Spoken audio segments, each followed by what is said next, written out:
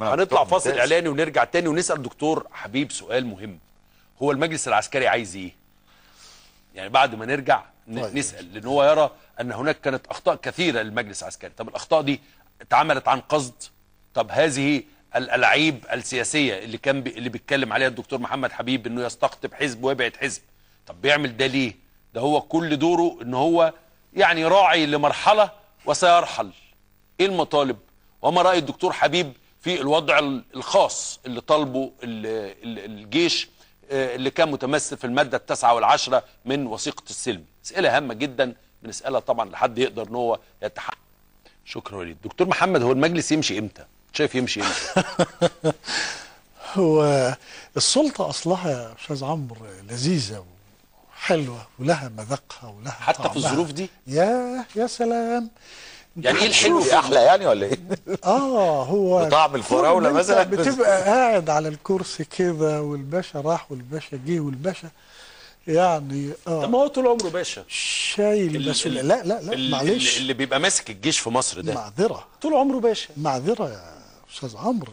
هو المجلس الاعلى للقوات المسلحه كان قاعد من سنه 98 لحد سنه 2011 مهمش، والداخليه ما شاء الله لا قوه الا بالله يعني فرد القلوع بتاعتها على كل المستويات. وبالتالي فالمجلس الاعلى ما صدق انه جات الثوره ومسك السلطه، وبالتالي انا لا اتصور ان هو هيسيبها بمجرد انه هيسلم السلطه للمدني وبيضع حد 30 يونيو. ده قالوا لنا 30/6 يقول يا سيدي اللي هو عايز يقول.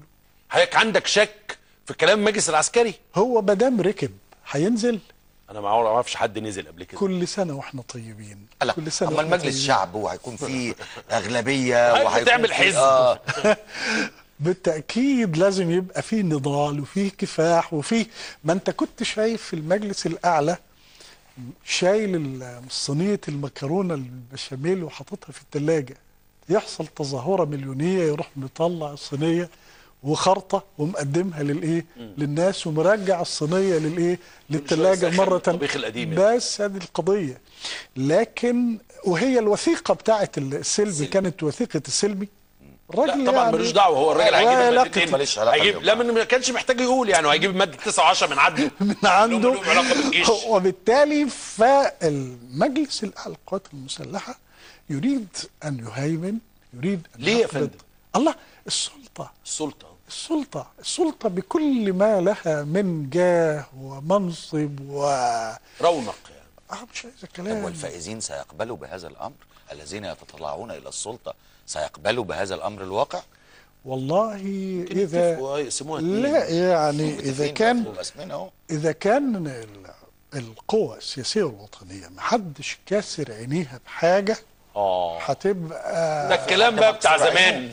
بس في حد مكسور عينه يا دكتور؟ لو ما كانش الدكتور عارف ان في حد مكسور عينه بحاجه. الله اعلم. لكن انا بطالب القوى السياسيه والوطنيه بانها بالفعل تنحاز الى الشعب وليس الى انت ترى ده حاجه غريبه جدا كنتش متخيلها. انت ترى ان المجلس العسكري عايز يكمل؟ ياه، ازاي انا ما كنتش شايف الحكايه دي؟ يا سلام.